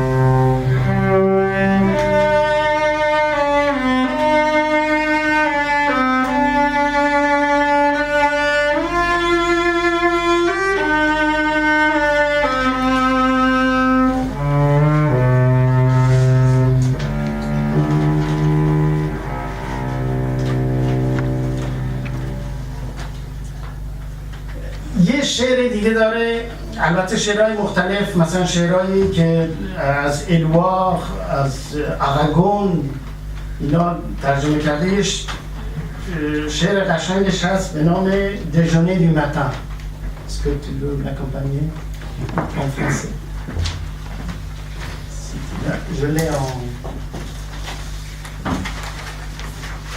Alors, توی این شعر میبینید چقدر استادانه کار ترجمه، حیرت آوره. یعنی خیلی و اینجور ترجمه کردن برای من یه چیز غیر ممکنه. همونطوری که ایرج میرزا را اون روز که شنیدم رضا جان ترجمه کرد که برام غیر ممکن بود، دیدم معجزه میشه. در حال مرسی رضا جان. اینو آخرین لحظه بهش تلفنی گفتم میتونی همراهی بکنی که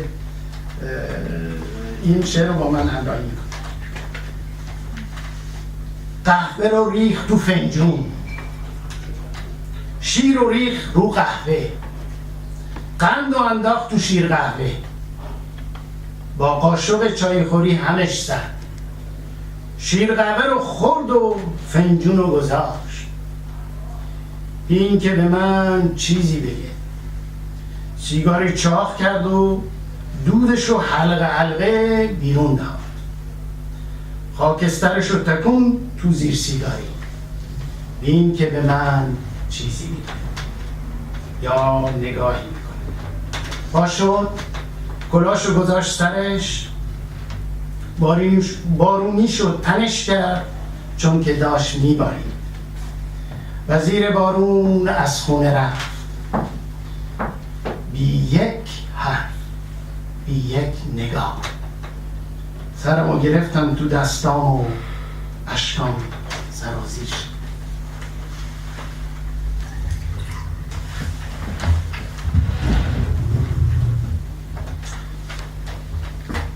Il a mis le café dans la tasse. Il a mis le lait dans la tasse de café. Il a mis le sucre dans le café au lait. Avec la petite cuillère, il a tourné, il a bu le café au lait. Et il a reposé la tasse sans me parler. Il a allumé une cigarette, il a fait des ronds avec la fumée. Il a mis les cendres dans le cendrier sans me parler, sans me regarder. Il s'est levé, il a mis son chapeau sur sa tête. Il a mis son manteau de pluie parce qu'il pleuvait et il est parti sous la pluie, sans une parole, sans me regarder. Et moi j'ai pris ma tête dans ma main et j'ai pleuré.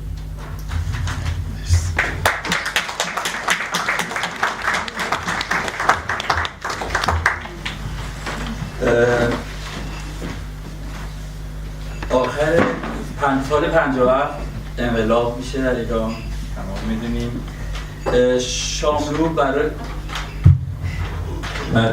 شاملو سال 56 به خارج میره به خاطری که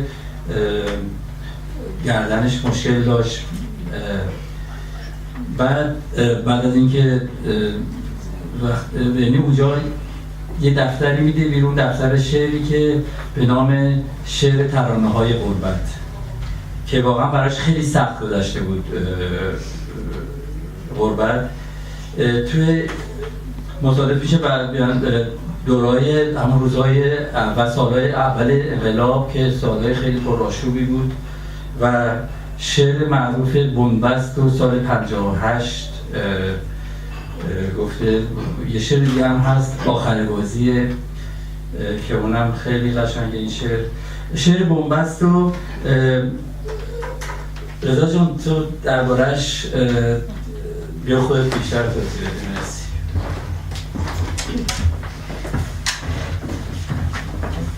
Alors j'aurais beaucoup de choses à dire sur Ahmad Chamblou, mais je vais aller à l'essentiel parce qu'on n'a plus beaucoup de temps d'après ce que j'ai compris. C'est le premier poème de Chamblou que j'ai traduit. Et c'était à la demande d'un journaliste, d'un grand reporter qui travaillait pour le journal Libération, qui s'appelle Jean-Pierre Perrin. Il m'a dit, j'étais en Iran, j'ai interviewé Ahmad Chamblou et j'aimerais publier la traduction d'un de ses poèmes. Et je lui ai proposé d'aller Bombast. Je vais vous lire d'abord la traduction que j'ai faite du poème. Ensuite, je vous raconterai l'entretien que j'ai eu avec Jean-Pierre Perrin et je vais vous parler de cet article qu'il a publié dans le journal Libération.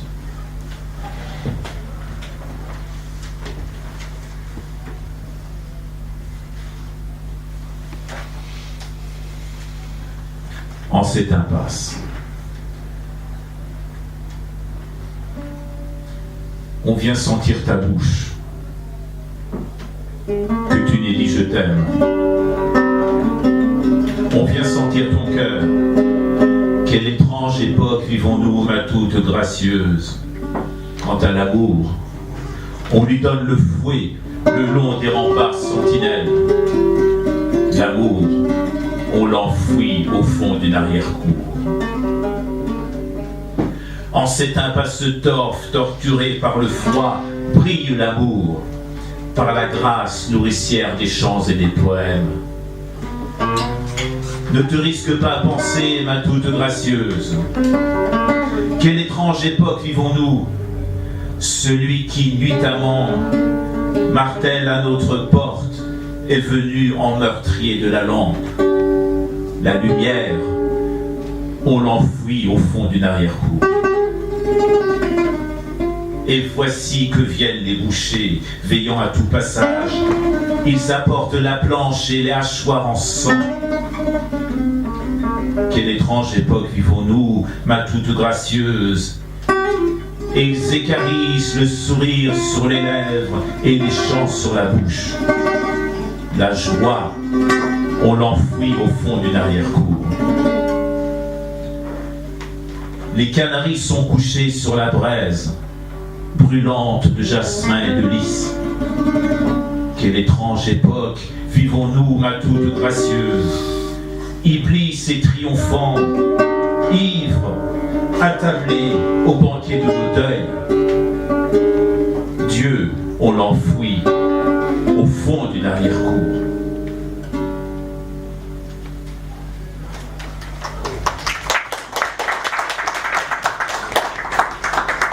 Alors, donc cette rencontre avec Jean-Pierre Perrin, le grand reporter au journal Libération, suite à quoi il y a eu c'est un article publié sur cette rencontre qui date, donc qui est publié dans Libération du 1er juillet 1999. 1999, Chamblou est toujours en vie, il mourra l'année suivante, en 2000.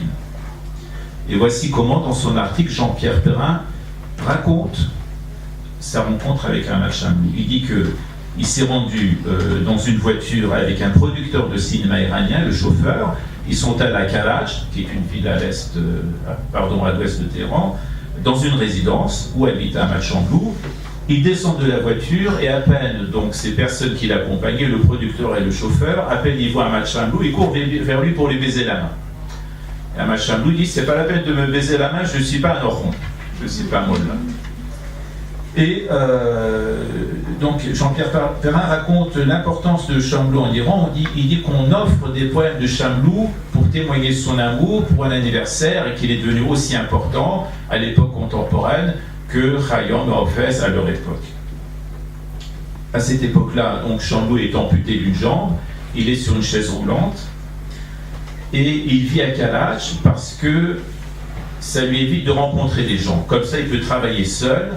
Il a une capacité de travail qui est phénoménale et Chamblou dit: j'ai choisi de consacrer tout mon temps à mon travail de poète, c'est mon devoir envers ma patrie.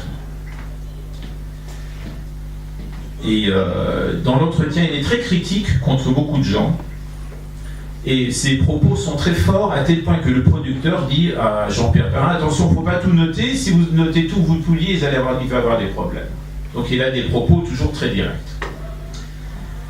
Il est sévère, par exemple, contre les traducteurs. Il dit: une fois que mes poèmes sont traduits, ils ne me plaisent pas. J'aime pas ce travail des traducteurs. On l'interroge sur les poètes iraniens, il dit: ce qu'ils font, c'est pas du tout de la poésie. Et donc les écrivains iraniens veulent souvent voir Ahmad Chamblou parce qu'ils veulent voir son nom paraître à côté du sien. C'est une manière pour eux de se faire de la publicité. Donc quand Jean-Pierre Perrin va le rencontrer, il travaille sur deux gros projets. Il y a le livre de la rue, Ketob Ekouché, et donc la poésie, et Ketob Ekouché, le livre de la rue, c'est son grand œuvre, c'est son grand projet. Il y travaille depuis l'âge de 12 ans.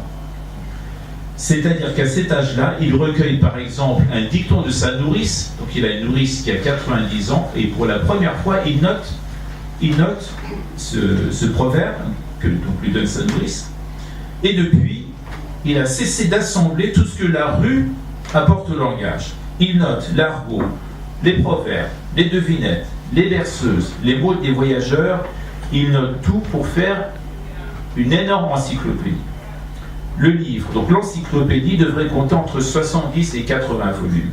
Toutes les lettres sont prêtes, depuis la lettre A, depuis Aleph, donc la première lettre de l'alphabet, comme c'est l'encyclopédie, jusqu'à la dernière lettre, la lettre Y, mais à cette époque, il n'y a que la lettre A qui est publiée.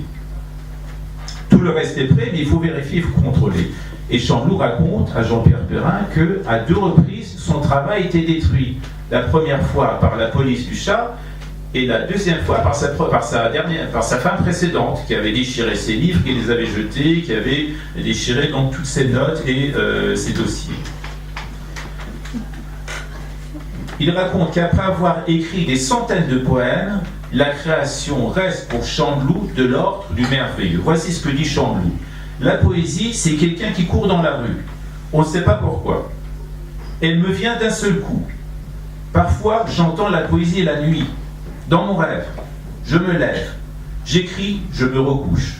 Au matin, ma femme me dit: cette nuit, tu as écrit un poème. Il ne s'est même pas rendu compte, il a fait ça comme s'il le faisait dans un rêve. Alors sa femme, c'est Aïda, donc la belle arménienne qui partage toute sa vie. Et sa femme dit: une fois qu'il écrit un poème, il n'y a pas à retoucher, ça peut aller directement à l'imprimerie, c'est parfait. dès le premier jet, dès la première écriture. On sert du café autour de la table, et Jean-Pierre Perrin raconte que Chanteloup, il boit beaucoup de café, il fume, il boit sans arrêt. Et donc il veut parler de tout. Alors il parle de la particularité de la langue persane. Il dit que on peut écrire en persan à l'infini. Avec seulement 5 mots, on fait 25 phrases différentes qui auront 25 sens différents. Il faut choisir la combinaison la plus proche de ce que vous voulez dire. Alors, il parle aussi du travail de traduction de Ahmad Chanteloup. Chanteloup a traduit Octavio Paz, Nazim Hikmet, Boris Pasternak, Jacques Prévert, William Faulkner, Pierre Reverdy, Paul Éluard, Jean Cocteau, Paul Faure, Federico Garcia Lorca, qui a eu une grande influence sur son travail. Et il veut aussi réciter des poèmes en français. Au moment de partir, Chanteloup parle du prix Nobel. Au moment où ils vont se quitter, il dit que tous les ans, on lui dit qu'il est nominé. En 1997, il a même cru qu'il allait avoir le prix Nobel. Après, il ajoute « Mais quand je vois à qui les jurés ont donné le prix, la dernière fois, je préfère ne pas l'avoir. J'aurais l'impression qu'on se fout de moi. » C'est ce que dit Ahmad Chanteloup. La pratique de la poésie de Chanteloup, la fréquentation de Ahmad Chanteloup m'a inspiré un poème. C'est un hommage que j'ai écrit à Ahmad Chanteloup, que j'ai intitulé La légende d'Ahmad Chanteloup. Et ce travail m'a été inspiré aussi à la lecture de Louis Aragon, qui a écrit une légende de Gabriel Péry, qui était un résistant qui a été tué par les Allemands. Et le style de cette écriture m'a inspiré pour écrire cet hommage à Chanteloup, et c'est écrit sur le mode de l'épopée avancée. C'est un style qui est très peu employé aujourd'hui. En France, ça a disparu complètement, ça n'existe plus. Et c'est bien que Melchior Balon soit ici, parce que je pense que c'est un artiste qui est capable de composer, c'est un compositeur qui n'est pas capable de composer une œuvre sous la forme de l'épopée. C'est dans son style, c'est dans son tempérament. L'épopée raconte l'histoire d'un peuple à travers les siècles. Donc c'est à ça qu'on reconnaît les grands compositeurs, les grands poètes. Et je pense que c'était dans la veine aussi bien de Aragon que d'Ahmad Chanteloup. Si vous voulez, Aragon est à la France, ce que Ahmad Chanteloup est à l'Iran, c'est-à-dire un grand poète national. Et donc c'est dans ce sens que j'ai rédigé cet hommage, qui s'appelle La légende d'Ahmad Chanteloup.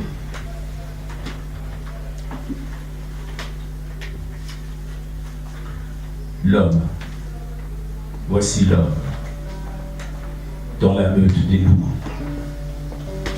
De fureur est les siècles, de haine sont les croyances, les lendemains ternis par de sombres voyances.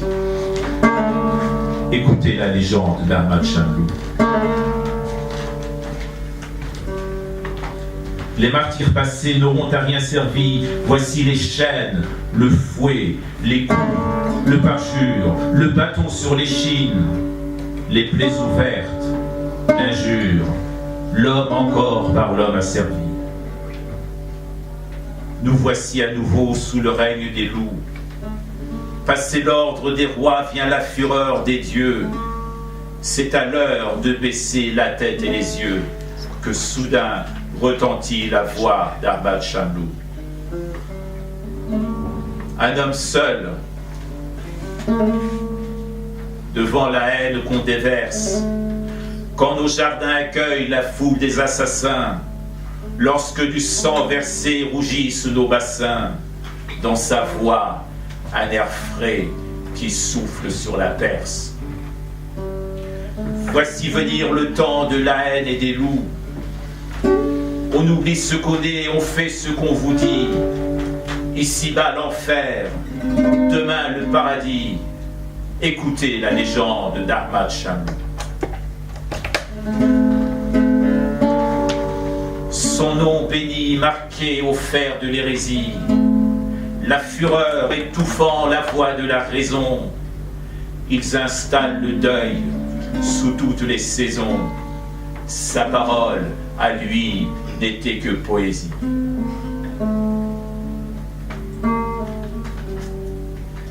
verbe solitaire, alors qu'hurlent les loups, qui dispensent sermons, harangues hypocrites. Tel est l'ordre des fourbes derrière chaque rite, mais plus fort était le chant d'Ahmad Shamlou. Cheveux livrés au vent, droit comme un platane, que l'on eût dit dressé au cœur du Kévir. Quand les hommes basculent et leur destin chavire, alors le poète y danse sa pavane. Nos villages sont ruinés par le règne des loups. Adieu rossignol, adieu mésange, colombe. Les bouches sont meurtries dans la forêt des ombres. Seules parlent encore les lèvres d'Ahmad Shamlou.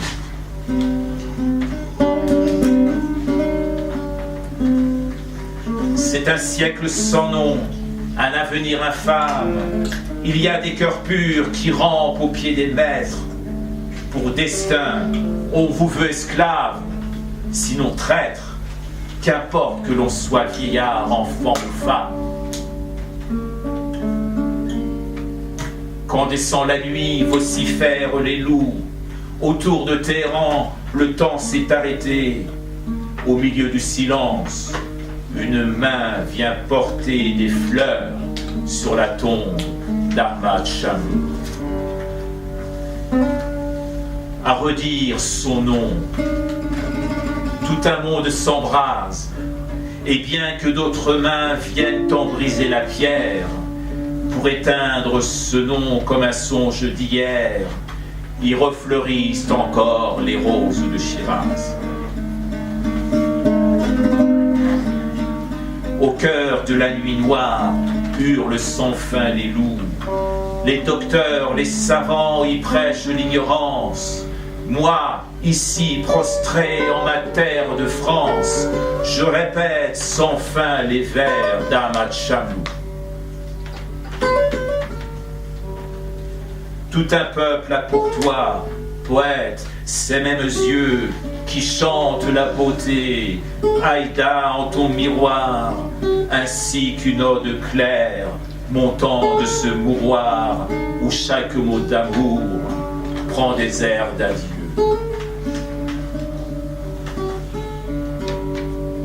Nuit et jour, on entend la fureur des loups qui traînent sur leurs pas les chacals et les chiens.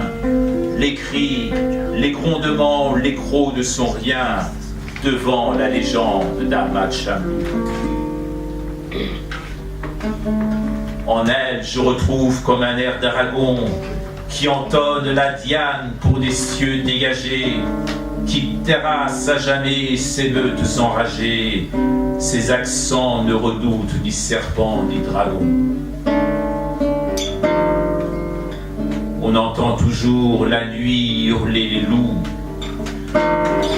mais loin de la fureur aveugle et du fracas, ravi par un poème de Garcia Lorca, parle la voix sans crainte d'Ahmad Shamlou. Le silence de l'homme, c'est l'absence de Dieu. Le silence des eaux, le silence des blés, l'étincelle vivante par la cendre comblée. Homme, lance ton cri comme un dernier adieu. Demain, loin de nos terres, repartiront les loups. La mort appelle la mort vers d'autres tragédies. Chez nous, la vie reprend, étendard que l'on dit, porté par la légende d'Ahmad Shamlou.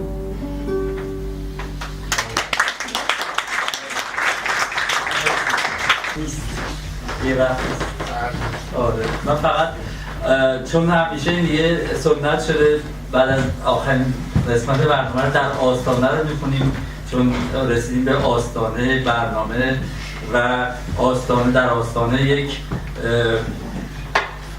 نگاه فلسفی شاملو، یه نوع خداحافظی هم هست در میخوایی بزنی؟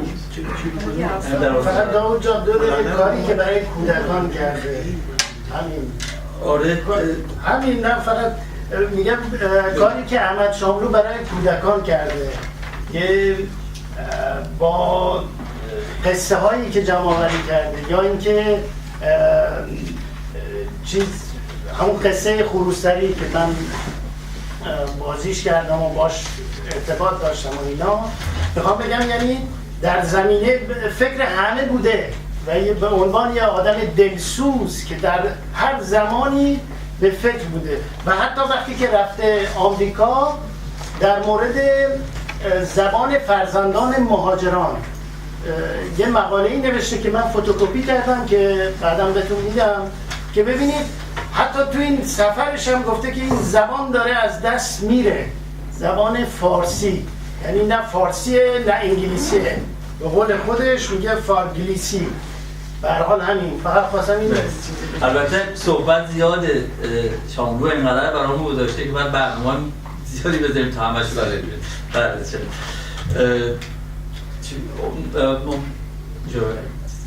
بله چرا شعر در آستانه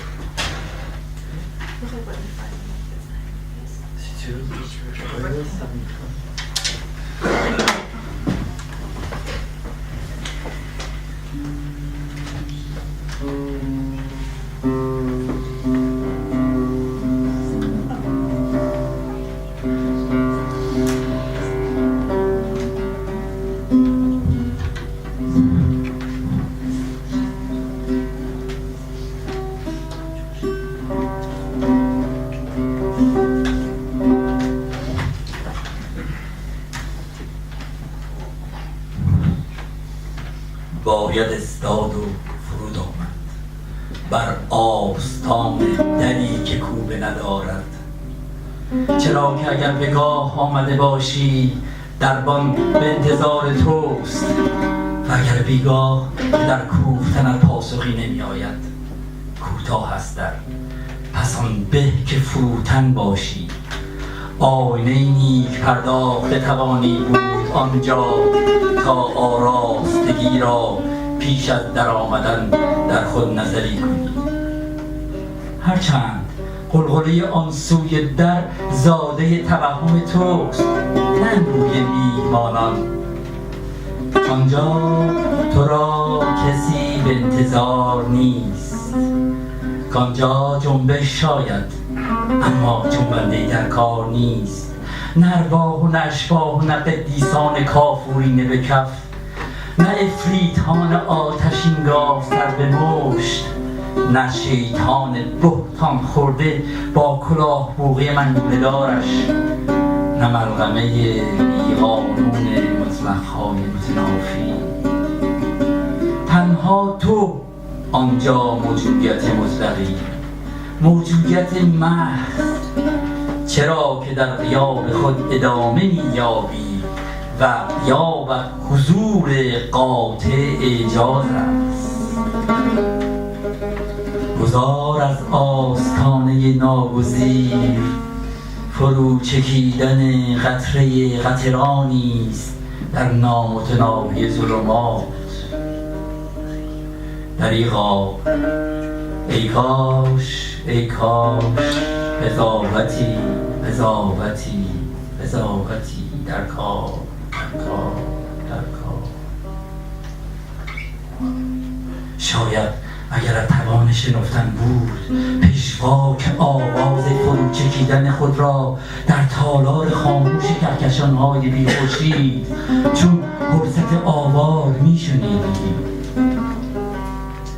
کاشکی کاشکی کاشکی داوری داوری داوری در کار در کار در کار در کار. اما داوری آن سوی در نشسته است بی ردای شون قاضیان، ذاتش درایت و انصاف، هیئتش زمان و خاطرت تا جاودان جاویدان در گذرگاه اطوار داوری خواهد شد.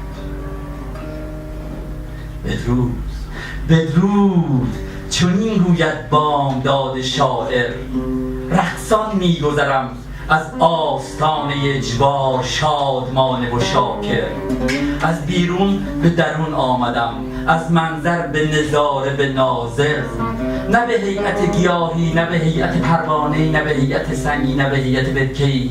من به هیئت ما زاده شدم، به هیئت پرشکوه انسان.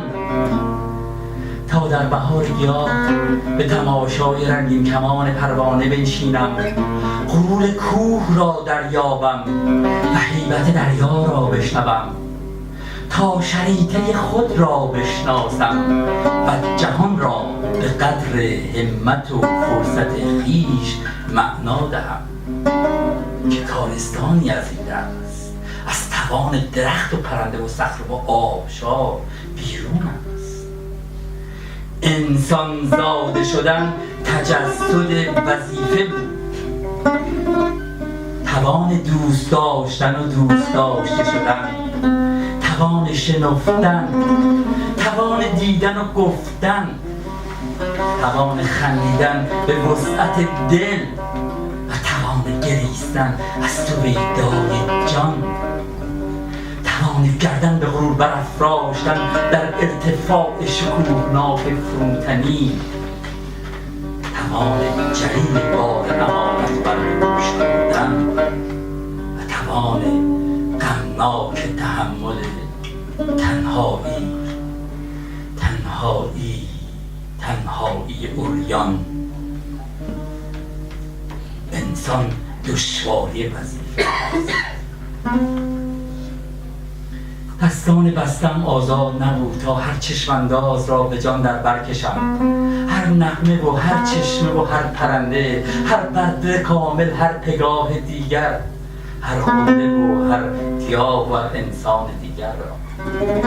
رخصت زیستن را دست بسته دهان بسته گذشتم، دست دهان بسته گذشتم و منظر جهان را تنها از رخنه تنگ چشمه حصار شرارت دیدیم و اکنون آنک در کوتاه بیکوبه در برابر و آنک اشارت در پام منتظر. دالان تنگی را که در نوشتم به وداع فراپشت می‌نگرم. فرصت کوتاه بود و سفر جانکاه بود، اما یگانه بود و هیچ کم نداشت. به جان منت پذیرم و حق گزارم، چنین گفت بامداد خسته.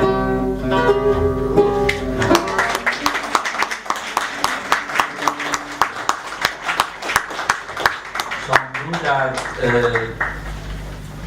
2 مرداد 1379 در کرج فوت میکنه و الان هم در امامزاده طاهر الان اونجا دفن. سنگش سالم. مرسی از اینکه خیلی ممنون.